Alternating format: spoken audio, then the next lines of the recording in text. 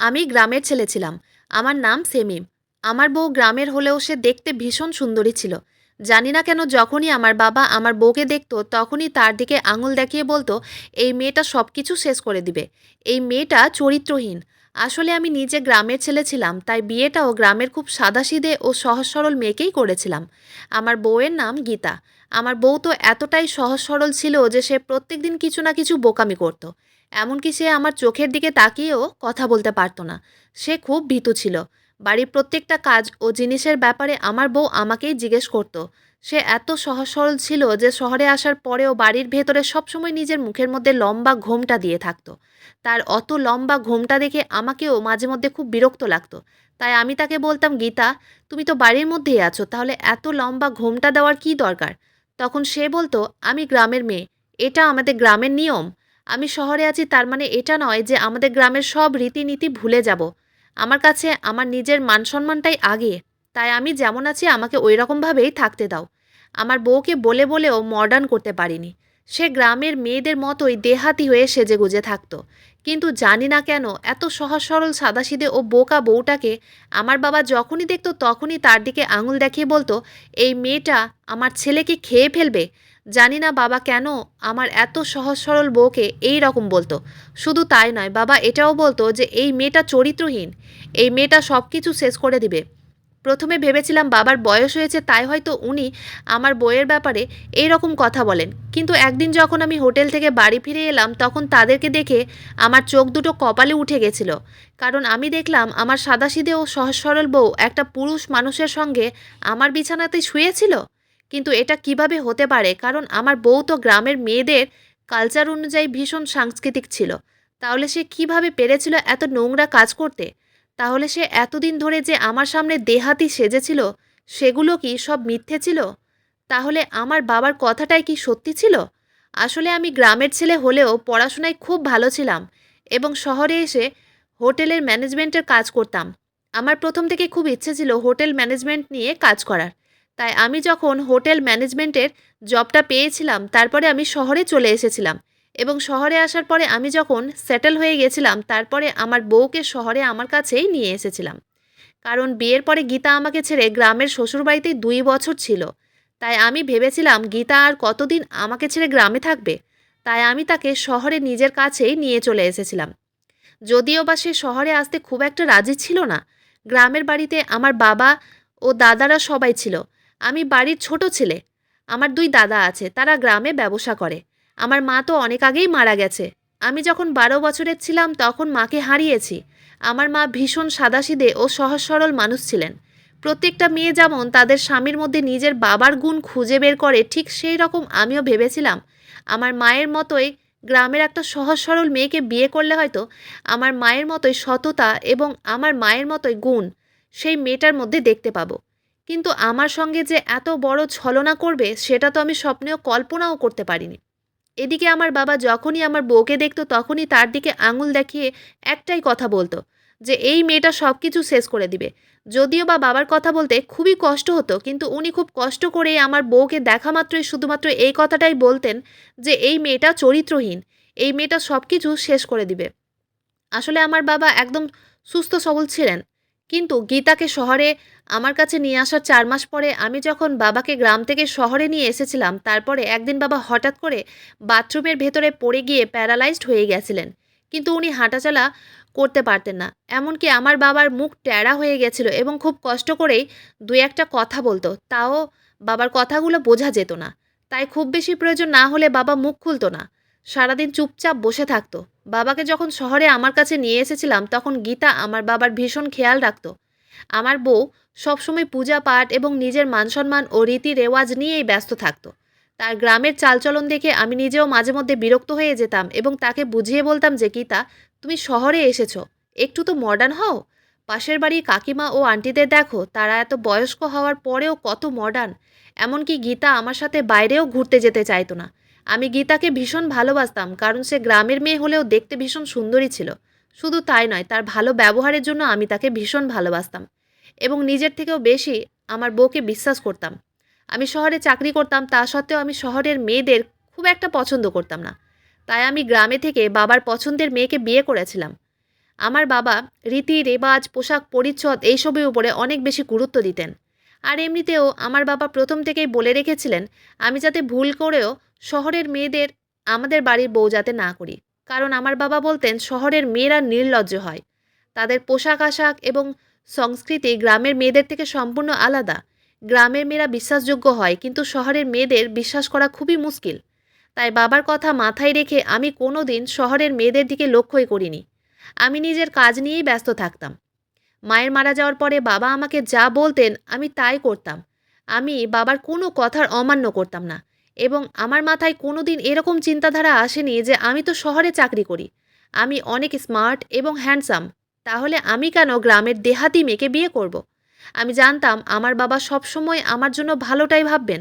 তাই আমি বাবার কথা মতো গ্রামের সহজ সরল, বোকা ও খুব সুন্দরী গীতাকে বিয়ে করেছিলাম এবং তার সঙ্গে বিয়ে করে খুব ভালো ছিলাম। আমি যখন গীতাকে শহরে নিয়ে এসেছিলাম তখন প্রথমে তো সব কিছু ঠিকঠাক ছিল। সে গ্রামের বাড়িতে যেইভাবে থাকতো সেইভাবে শহরের বাড়িতেও থাকতো। কিন্তু শহরে আসার ১-১.৫ মাস পরেই তার মধ্যে পরিবর্তন আসতে শুরু করে। আসলে আমার বাড়ির পাশের একটা কাকিমা নিজেকে ফিট রাখার জন্য প্রত্যেক দিন আমার বাড়ির সামনে যে ছোট্ট বাগানটা ছিল সেই বাগানে এসে ইয়োগা করত। ওই কাকিমার সঙ্গে আমার বউয়ের খুব ভালো বন্ডিং তৈরি হয়েছিল।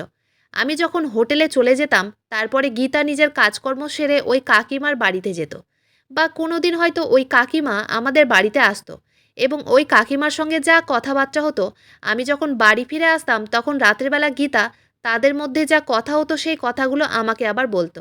আসলে গীতা খুব বোকা এবং সহজ সরল ছিল, কিন্তু শহরে আসার পরে সে নিজেকে ধরে রাখতে পারেনি। এইভাবে আমি যখন রাতের বেলা হোটেল থেকে বাড়ি ফিরে আসতাম তখন সে প্রত্যেক দিন রাতে তার ও কাকিমার মাঝের সব কথা আমাকে বলতো। কিন্তু সেদিন জানি না ওই কাকিমার সঙ্গে আমার বউয়ের এমন কি আলোচনা হয়েছিল যে আমার বউ তার পরের দিনই আমার সঙ্গে বাড়ির বাইরে বেরিয়েছিল এবং আমার সঙ্গে শপিং মলে গিয়ে শহরের মেয়েদের মতোই ওয়েস্টার্ন জামা কাপড় কিনেছিল। জানি না হঠাৎ করে গীতার এমন কেন মনে হয়েছিল যে সেও শহরের মেয়েদের মতোই জামা কাপড় পরবে। কিন্তু আমি তাকে কোনোদিন ওয়েস্টার্ন ড্রেস পরতে বাধা দিইনি।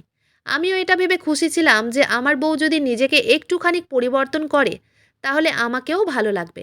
কিন্তু সে তো দিন দিন নিজেকে এত বেশি পরিবর্তন করে ফেলেছিল যে আমার আশেপাশের প্রতিবেশীদের যখনই ইচ্ছে হতো তখনই সে বাইরে ঘুরে বেড়াতো।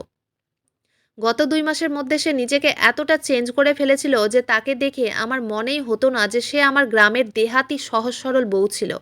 আমাকে মাঝে মধ্যে মিটিং অ্যাটেন্ড করার জন্য গীতাকে একা রেখে ২-৩ দিনের জন্য বাড়ির বাইরে থাকতে হতো। আমি যখন বাড়িতে থাকতাম না তখন সে নিজের ইচ্ছে মতো ছোট ছোট ড্রেস পরে নাকি বাড়ির বাইরে ঘুরতে যেত এবং এই কথাগুলো আমি অনেক পরে জানতে পেরেছিলাম। কিন্তু সে আমার সামনে এত বেশি সাধু সেজে থাকতো যে আমি তাকে আগের মতো গ্রামের সহজ সরল মেয়ে ভেবেই ভালোবাসতাম। কিন্তু আমি জানতেই পারিনি যে সে ভেতরে ভেতরে খারাপ পথে চলে গেছে। তারপর গীতার আসার ৩-৪ মাস পরেই আমার বাবা যখন গ্রাম থেকে শহরে আমার বাড়িতে এসেছিল তখন গীতার সঙ্গে আমার বাবার সবসময় ঝামেলা বেঁধে থাকতো। আসলে আমার বাবা যখন গ্রাম থেকে শহরে এলো এবং গীতাকে ওই রকম পোশাক পরিচ্ছদে দেখেছিল তখন বাবা গীতাকে অনেক কথা শুনিয়েছিল এবং বলেছিল, তোমার লজ্জা করে না? আমি থাকতে তুমি আমার চোখের সামনে এই রকম নোংরা জামাকাপড় পরে ঘুরে বেড়াচ্ছ? তুমি কি নিজের গ্রামের কালচার ভুলে গেছো? আমি যতদিন বেঁচে থাকবো ততদিন আমাদের কালচার ও রীতি রেওয়াজ ভুলতে দেব না। তাই তুমি এক্ষুনি গিয়ে এইসব নোংরা জামাকাপড় খুলে শাড়ি পরে এসো এবং ভালো করে ঘোমটা দিয়ে থাকো। আমার বউ তখন বাবাকে বলেছিল, বাবা, এটা গ্রাম নয়, এটা শহর। তাই আমি এখানে দেহাতি সেজে থাকলে সবাই আমার ঠাট্টা করবে। বাবা তখন আমার বউকে বলল, সবাই ঠাট্টা করবে মানে? তুমি কি বাড়ির বাইরে ঘুরে বেড়াও নাকি যে সবাই তোমাকে দেখতে পাবে? আসলে আমার বাবা তো এটা জানতই না যে গীতা ছোটোখাটো ড্রেস পরে আমার ফ্ল্যাটের আশেপাশের বৌদি ও কাকিমাদের সঙ্গে বাইরে ঘুরতেও যায়।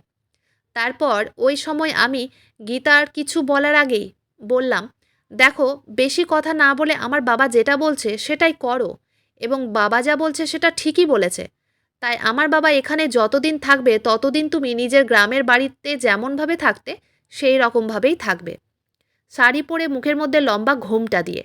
আমি তো স্বপ্নেও ভাবতে পারিনি গীতা শহরে আসার পরে নিজেকে এতটা পরিবর্তন করে ফেলবে যে এই কথাটাই ভুলে যাবে যে সে আমার স্ত্রী বা সে একজন বিবাহিত মহিলা। আমি তো প্রত্যেক দিন হোটেলে চলে যেতাম নিজের কাজে এবং গীতা সারাদিন বাড়িতে একা থাকতো। আমি তো কিছুই জানতে পারতাম না যে আমার বউ সারাদিন বাড়িতে কি করে। কিন্তু তারপরে আমার অনেক বিশ্বাস ছিল যে আমার বউ ভালো। আমি জানতাম সে আমার বিশ্বাস বা ভরসা কোনো দিন ভাঙবে না। কিন্তু আমার বাবা যখন শহরে এলো এবং আমার বাড়িতে থাকতে শুরু করলো, তখন বাবা প্রত্যেক দিন গীতার ব্যাপারে কিছু না কিছু আমাকে বলতো। তখন আমি সেগুলোকে অত বেশি পাত্তা দিতাম না। আমি তখন বাবাকে বুঝিয়ে বলতাম যে, "বাবা, এইগুলো সামান্য জিনিস।" আসলে আমার বাবা এটা একদমই পছন্দ করতো না যে বাড়ির বউ হয়ে বাড়ির বাইরে যাক। বাবার কথা শুনে আমি যখন বাবাকে বলতাম, "তুমি এইসব নিয়ে বেশি চিন্তা করো না। এইগুলো সামান্য ব্যাপার।" বাবা তখন আমাকে বলতো, "এত বড় শহরে বাড়ির বউ একাই বাড়ির বাইরে চলে যাচ্ছে আর তুই বলছিস এটা সামান্য ব্যাপার? তুই নিজের বউকে এত বেশি ছাড় দিয়েছিস যে একদিন বুঝতে পারবি এটার পরিণাম কতটা খারাপ হবে। তখন কিন্তু কেঁদেও কুল পাবি না।" ওই সময় আমি বাবার কথায় গুরুত্ব না দিয়ে অনেক বড় ভুল করেছিলাম। প্রত্যেক দিন রাতের মতো সেদিন যখন রাতের বেলা বাড়ি ফিরে এলাম, তখন বউকে দেখা মাত্রই আমার পায়ের তলা থেকে মাটি সরে গেল। কারণ আমি যখন বাড়ির ভেতরে ঢুকলাম তখন গীতা আমাকে দেখা মাত্রই কাঁদতে শুরু করলো এবং আমাকে জড়িয়ে ধরে বলল, "আজ আমার সঙ্গে অনেক খারাপ হয়েছে।" আমি তো গীতার কোনো কথার মানেই বুঝতে পারছিলাম না যে সে কি বলতে চাইছে। আমি তখন তাকে জিজ্ঞেস করলাম, "তুমি এইভাবে কাঁদছো কেন? কি হয়েছে আমাকে বলো?" গীতা তখন নিজের ব্লাউজটা খুলে তার পিঠের ও গলার দিকটা আমাকে দেখালো। তার পিঠটা দেখা মাত্রই আমি অনেক বেশি ঘাবড়ে গেছিলাম, কারণ তার পিঠে ও বুকে আঁচড়ের দাগ ছিল। সেটা দেখার পরে আমি যখন গীতাকে জড়িয়ে ধরে জিজ্ঞেস করলাম, "তোমার সঙ্গে এটা কে করেছে?" গীতা তখন বলল, "আমার সঙ্গে যে এটা করেছে তার নাম বললে তুমি তো আমাকেই খারাপ ভাববে। তাই আর নাম বলে কি হবে বলো? তুমি তো আমার কোনো কথায় বিশ্বাস করবে না।"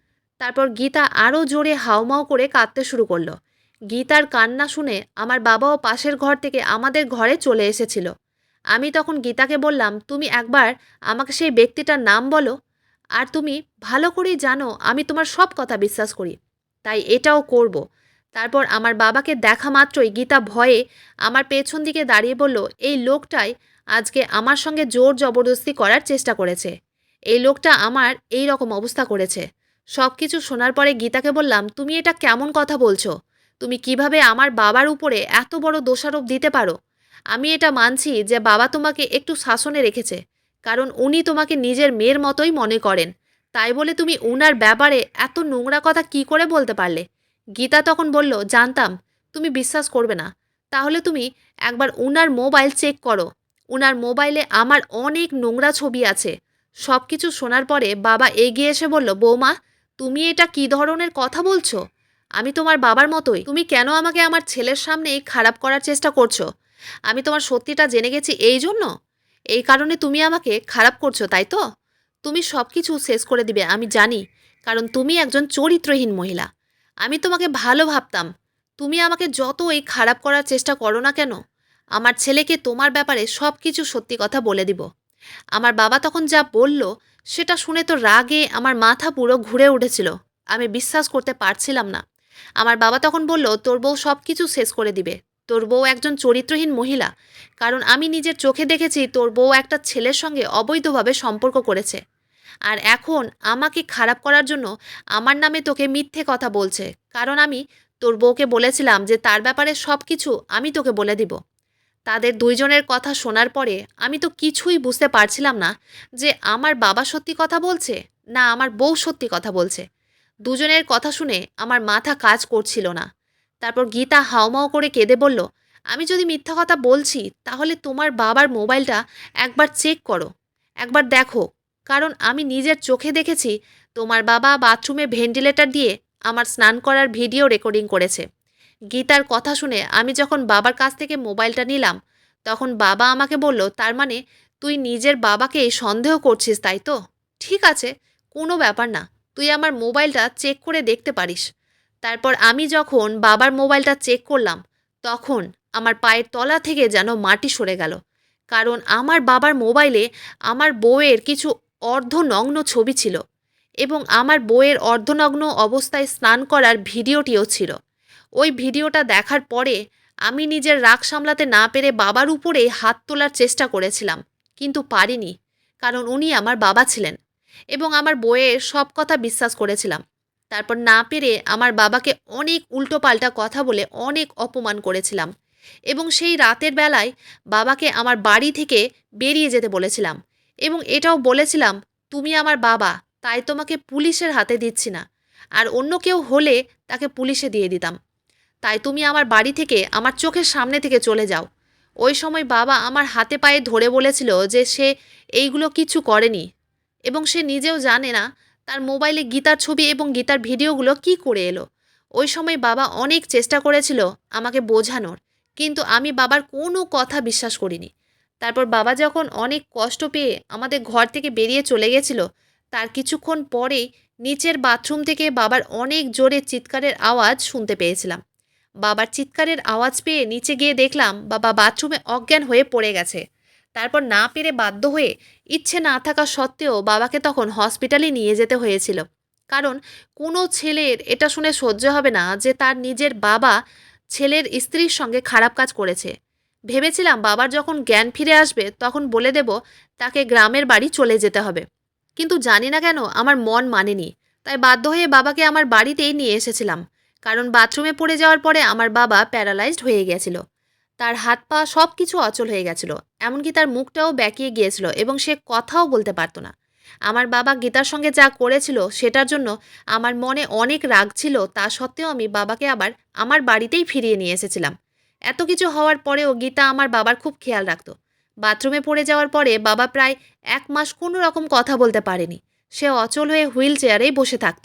1 মাস পরে একদিন হঠাৎ করে আমি যখন হোটেল থেকে বাড়ি ফিরে এলাম, তখন আমার বাবা এক হাত নাড়িয়ে গীতার দিকে আঙুলটাকে দেখিয়ে বলল এবং মুখটাকে বেঁকিয়ে অনেক কষ্ট করে বলল, এই মেয়েটা সব কিছু শেষ করে দিবে। এই মেয়েটা চরিত্রহীন। বাবা অনেক কষ্ট করেই এই কথাটা বলেছিল। সেদিনের পর থেকে বাবা যখনই মুখ খুলতো শুধুমাত্র একটাই কথা বলতো, এই মেয়েটা সব কিছু শেষ করে দিবে, এই মেয়েটা চরিত্রহীন। আমি তো ভাবতাম আমার বাবার ব্রেনের দোষ হয়েছে, কারণ উনি কোনো কথা বলতেন না, কিন্তু গীতাকে দেখার পরে শুধুমাত্র একটাই কথা বলতেন যে গীতা হচ্ছে চরিত্রহীন। কিন্তু আমি বাবার কোনো কথা গুরুত্ব দিইনি, কারণ আমি যখনই বাড়ি আসতাম তখনই দেখতাম গীতা আমার বাবার খুব খেয়াল রাখে এবং যত্ন করে। কিন্তু আমার বাড়ি আসা মাত্রই বাবা ওই একটাই কথা বলতো, এই মেয়েটা চরিত্রহীন। এখন খুব আফসোস হয় এটা ভেবে যে আমার জন্য আমার বাবাকে এই বুড়ো বয়সে কত কষ্ট পেতে হয়েছে। আমি যদি একবার আমার বাবার কথা বিশ্বাস করতাম তাহলে আজ আমার বাবার এত কষ্ট হতো না। আমার বাবার এত খারাপ অবস্থা শুধুমাত্র আমার জন্যই হয়েছে। আমার বাবা যখনই গীতাকে আমার সামনে চরিত্রহীন বলতো তখন গীতা অনেক কষ্ট পেত। তাই আমি গীতাকে বুঝিয়ে বলেছিলাম যে যা হওয়ার তা তো হয়ে গেছে, তাই আমার বাবার কোনো কথা শুনে কষ্ট পেও না। উনি তো এমনিতেই অচল হয়ে গেছেন। গীতা যখন বলতো সব কিছুই তো ঠিক আছে, কিন্তু তোমার বাবা এইভাবে বারবার আমাকে চরিত্রহীন বললে আমার ভীষণ খারাপ লাগে এবং তুমিও হয়তো একদিন তোমার বাবার কথা শুনে আমাকে চরিত্রহীন বলবে। আমি তখন গীতাকে অনেক ভালোবেসে আদর করে বলেছিলাম, তোমাকে আমি নিজের থেকেও অনেক বিশ্বাস করি, তাই আমি তোমাকে কোনো দিন কষ্ট দেব না। এইভাবে বেশ কিছুদিন কাটার পরে আমাকে আবার 2 দিনের জন্য শহরের বাইরে যেতে হয়েছিল, কারণ আমার সেখানে মিটিং ছিল। সেদিন রাত 9টার সময় আমার ফ্লাইট ছিল। আমি যখন রাত্রেবেলা খাওয়া দাওয়া করে বাড়ি থেকে বেরিয়েছিলাম তখন গীতাকে অনেক ভালোবেসে আবদার করে বলেছিলাম নিজের এবং বাবার খেয়াল রাখবে। আমি 2 দিন পরে বাড়ি ফিরে আসব। আর কিছু অসুবিধে হলে আমাকে ফোন করে জানাবে। তখন গীতাও আমাকে জড়িয়ে ধরে বলল, আমি তোমাকে অনেক মিস করব। তারপর আমি রাতের বেলা বাড়ি থেকে বেরিয়ে পড়েছিলাম আমার মিটিংয়ের জন্য এবং সেদিন আমার 9টায় ফ্লাইট ছিল। কিন্তু বাড়ি থেকে বেরোনোর কিছুক্ষণ পরে আমাদের হোটেলের মালিক ফোন করে জানিয়েছিল যে কিছু কারণবশত আজকে মিটিংটা ক্যান্সেল করতে হয়েছে। তাই আমি সেদিন রাতের বেলা আবার বাড়ি ফিরে এসেছিলাম। আমার কাছে যেহেতু বাড়ির একটা এক্সট্রা চাবি ছিল তাই গীতাকে বিরক্ত করিনি। বাড়ির দরজায় এসে নিজের পকেট থেকে এক্সট্রা চাবিটা বের করে ঘরের ভিতরে ঢুকে দেখলাম আমার বাবা দরজার সামনে হুইল চেয়ারে বসে আছে এবং তার চোখ দিয়ে জল পড়ে যাচ্ছে। আমার বাবা আমাকে দেখা মাত্রই বলতে শুরু করলো, ওই মেয়েটা চরিত্রহীন, ওই মেয়েটা সব কিছু শেষ করে দিবে।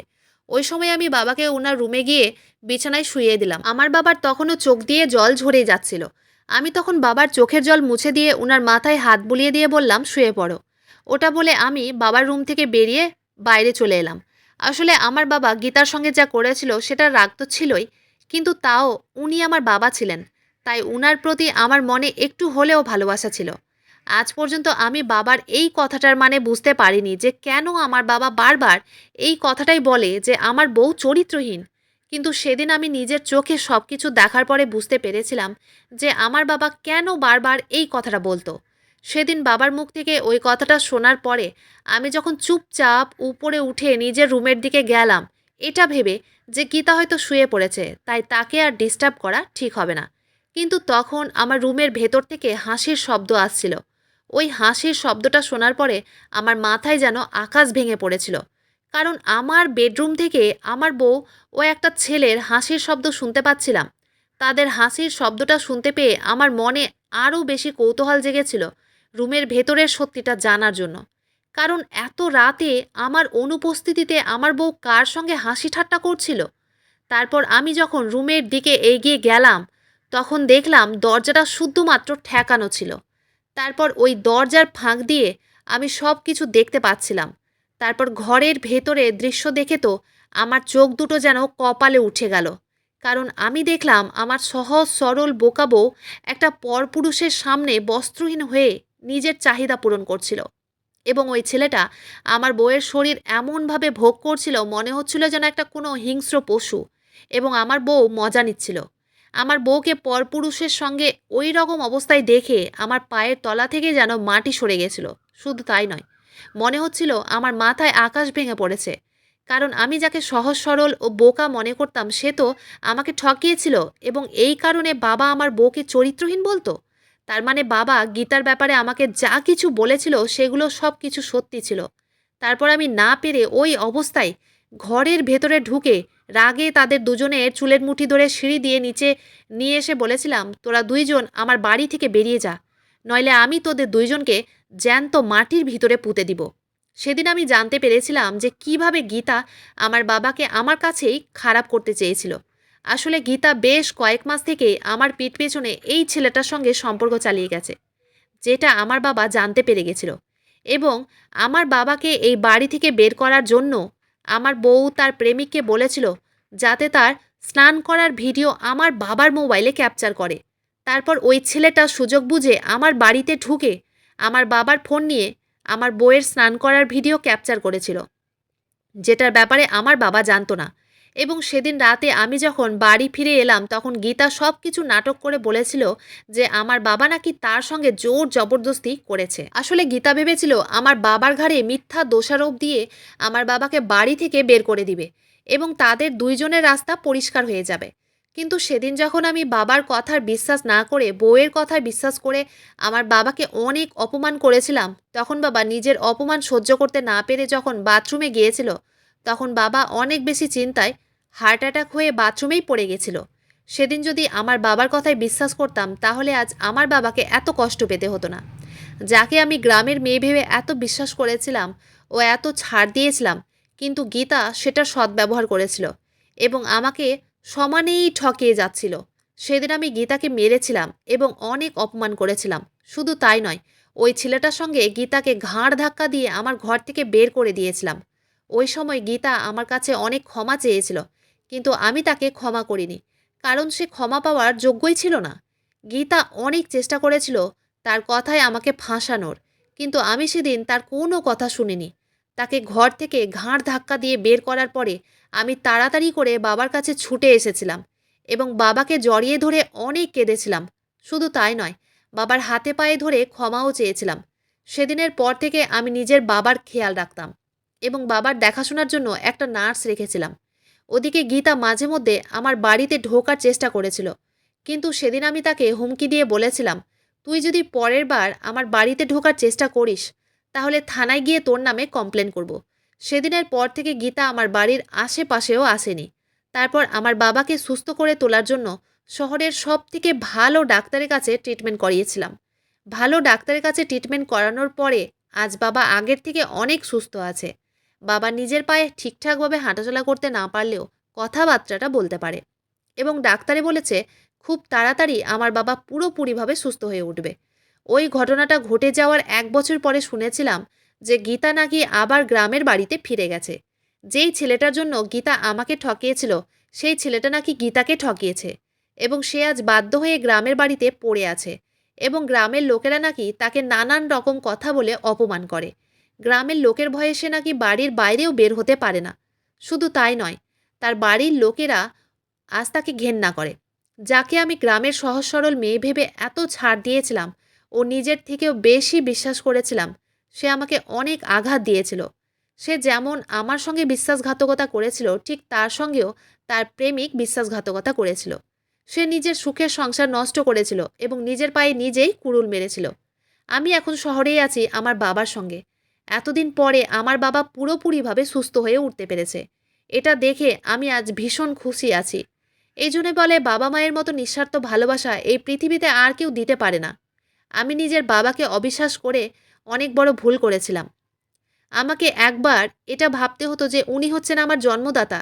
কিন্তু আমি তখন আমার বউকে সহজ সরল ভেবে আমার বাবার উপরেই সন্দেহ করেছিলাম। যাক, এই ভুলটা আর কোনোদিন হবে না। এখন আমি আমার বাবার সঙ্গে অনেক ভালো আছি এবং খুশি আছি। তাই এখনও দ্বিতীয় বিয়ে করার কথা ভাবিনি। বন্ধুরা, আজকের গল্পটা এখানেই শেষ করছি। গল্পতে কোনো ভুল ত্রুটি থাকলে ক্ষমা করে দিবেন। গল্পটি ভালো লাগলে অবশ্যই লাইক, শেয়ার, সাবস্ক্রাইব করতে ভুলবেন না। ধন্যবাদ।